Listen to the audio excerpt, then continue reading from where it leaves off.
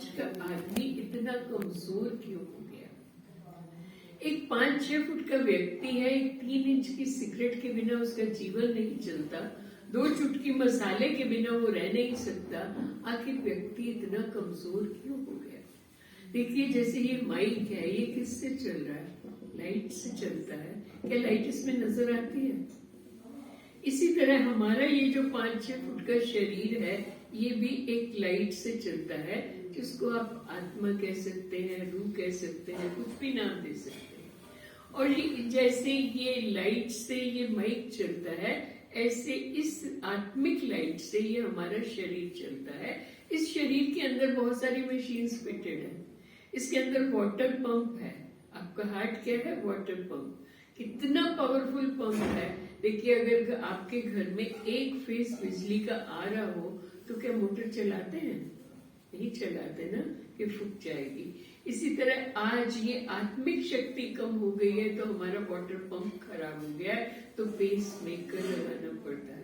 आज आपका mixer grinder खराब हो गया है, पावरफुल नहीं है, तो हमें डाइजेस्टिव प्रॉब्लम्स है।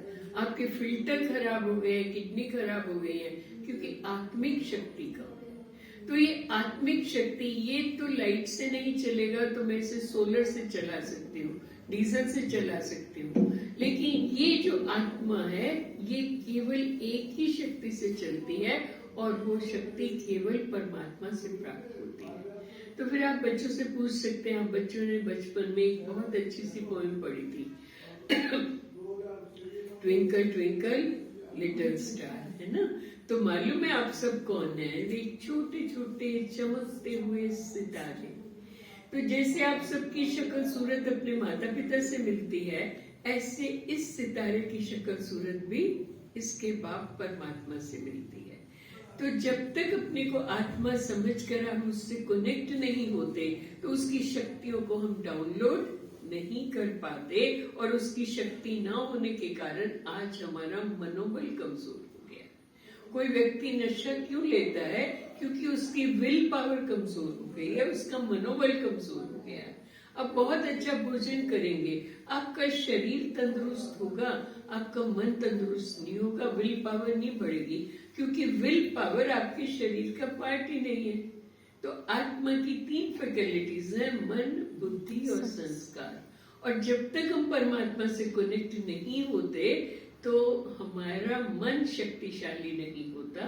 महात्मा गांधी कितने दुबले पतले थे, कितने महान कार्य किए। शास्त्री जी 5 फुट के थे, कितने महान कार्य उन्होंने किए।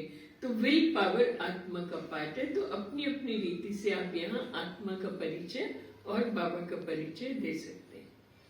इसके बाद तो हमें देखो, ये बहुत ही स्पष्ट बात आप मान लीजिए कि हमारा उद्देश्य इस लेक्चर के माध्यम से बाबा का मैसेज देना है। लेकिन स्कूल वालों को ये भी लगे कि हम वो भी काम कर रहे हैं, पूरी ईमानदारी के साथ हम डी एडिक्शन का काम भी करेंगे, लेकिन पूरी ईमानदारी से हम बाबा का परिचय भी देंगे, दोनों का बैलेंस। तो एक जगह आप ये उदाहरण ऐड करिए। फिर हम आते हैं दूसरे पार्ट पे। पहला ये पार्ट है कि हमने समस्या कितनी गंभीर है उसके बारे में जिक्र किया। अब दूसरा पार्ट है कि अब इस समस्या का निराकरण कैसे किया जाए। देखिए, एक बहुत अच्छे फिलोसोफर है, उन्होंने कहा है कि जितने भी व्यसनी हैं वो सब योगी होते हैं। उनका भी तो योग लगा हुआ है ना, योग से। और जितने भी व्यसनी है, वैसे ये वास्तविकता भी है कि वो बहुत इनोसेंट, बहुत भोले वाले होते हैं। देखिए, कोई तेज तर्रार व्यक्ति होगा, उसकी लाइफ में कोई प्रॉब्लम आई, फटाफट गया, आपसे पैसे उधार लिए, आपकी अप्रोच लगाई, आपसे डिस्कस किया, अपना काम करा और निकल गया। लेकिन जो सीधा साधा व्यक्ति होगा, वो अपनी बात दूसरे से कह ही नहीं पाएगा। तो जब उसकी समस्या है, जीवन है तो समस्या है, और समस्या जब उसके दिमाग में चक्कर लगाएगी, उसे नींद नहीं आएगी, वो क्या सोचेगा? 2 मिनट के लिए मेरा मन शांत हो जाए, ये बात मुझे भूल जाए, या मुझे नींद आ जाए। अब उसे शांति कहाँ से मिलेगी, ये तो उसे नहीं पता ना। तो वो क्या करता है? गलती से व्यसनों में, नशे में वो शांति ढूंढने चला जाता है। तो इसलिए पहले हम ये मानते थे कि जो व्यसनी होते हैं वो लोग बहुत पापी, खराब, गंदे लोग होते हैं। लेकिन अभी एक मेडिकल मॉडल आया जिसके अकॉर्डिंग कि नशा एक बीमारी है। अब मेरे घर में कोई बीमार है तो मैं उसका इलाज करेंगे हम या उससे नफरत करेंगे? इलाज करेंगे ना। तो व्यसन भी एक बीमारी है जिसका इलाज किया जा सकता है।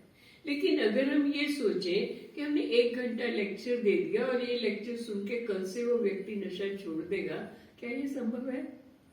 नहीं, क्योंकि उसके शरीर में जैसे पानी की प्यास लगती है, उसके शरीर में तलब लगती है, क्रेविंग होता है।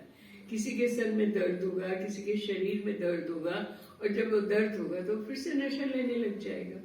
तो अगर हम उसकी इस तलब को कंट्रोल कर लें तो तब हम उसे नशा मुक्त कर सकते हैं ना? यस और नो? यस।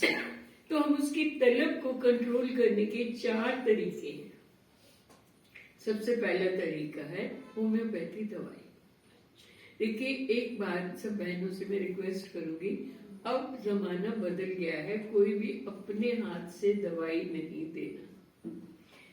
सुप्रीम कोर्ट ने 2 साल पहले एक एलोपैथी डॉक्टर को सजा सुनाई कि एलोपैथी डॉक्टर होम्योपैथी दवाई नहीं दे सकता, और हम में से कोई भी होम्योपैथी डॉक्टर तो है नहीं। तो आप उन्हें दवाई बता सकते हैं, आप उन्हें होम्योपैथी डॉक्टर के पास भेजिए। इतनी तो तकलीफ वो करे ना कि वो खुद डॉक्टर के पास जाए। वैसे टोबैकम 200 तंबाकू से बना है, सल्फर 200 आसानी से उपलब्ध होम्योपैथी दवाई है। उसका मदर टिंचर लें जो लिक्विड होता है, और उसकी 1 बूंद खाली पेट उसकी जीभ पे डाल दें।